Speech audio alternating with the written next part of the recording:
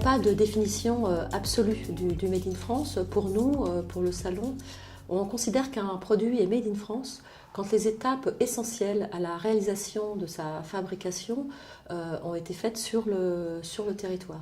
Ce qui nous intéresse avant tout, c'est la préservation des emplois. Ainsi, la matière première, l'origine de la matière première est moins importante que la transformation de ce produit, de la matière première sur le territoire. Aujourd'hui, les Français sont de plus en plus attachés à l'origine des produits qu'ils consomment. En octobre dernier, l'IFOP a réalisé pour le Crédit Agricole et le Salon MIF une enquête riche d'enseignements, puisque 90% des Français pensent que la thématique du Made in France est extrêmement importante pour l'avenir et 79% disent eux-mêmes s'y intéresser de plus en plus. Alors pourquoi ? Les raisons sont objectives. Il s'agit aujourd'hui, les Français ont pris conscience des enjeux qui se jouent avec le Made in France, des enjeux en termes de préservation d'emplois, de préservation de savoir-faire, en termes de préservation de l'environnement.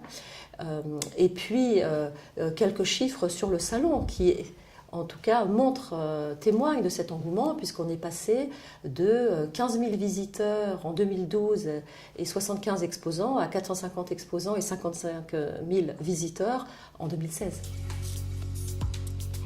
Quand on achète un produit fabriqué sur le territoire, on participe à une sorte de cercle vertueux.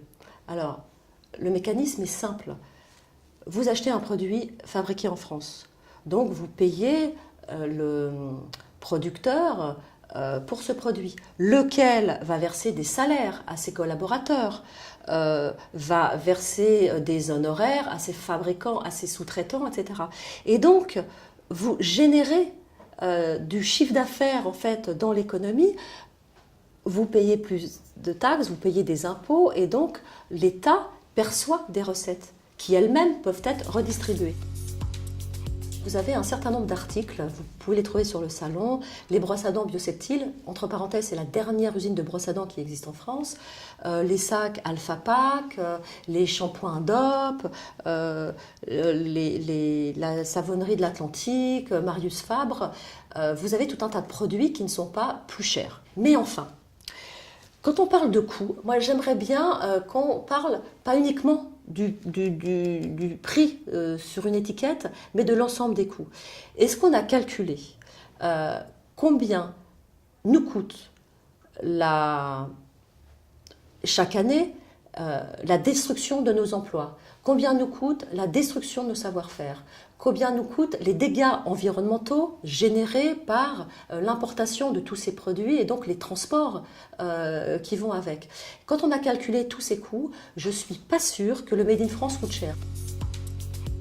Il est important qu'un acteur bancaire soit partenaire d'un salon comme le mien, le salon du Made in France.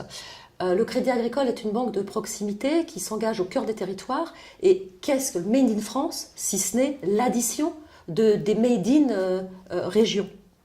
Ainsi, une banque, elle accompagne l'entrepreneuriat, l'innovation et soutient les savoir-faire. Je pense que le Crédit Agricole est un bon exemple et je suis ravie de ce partenariat.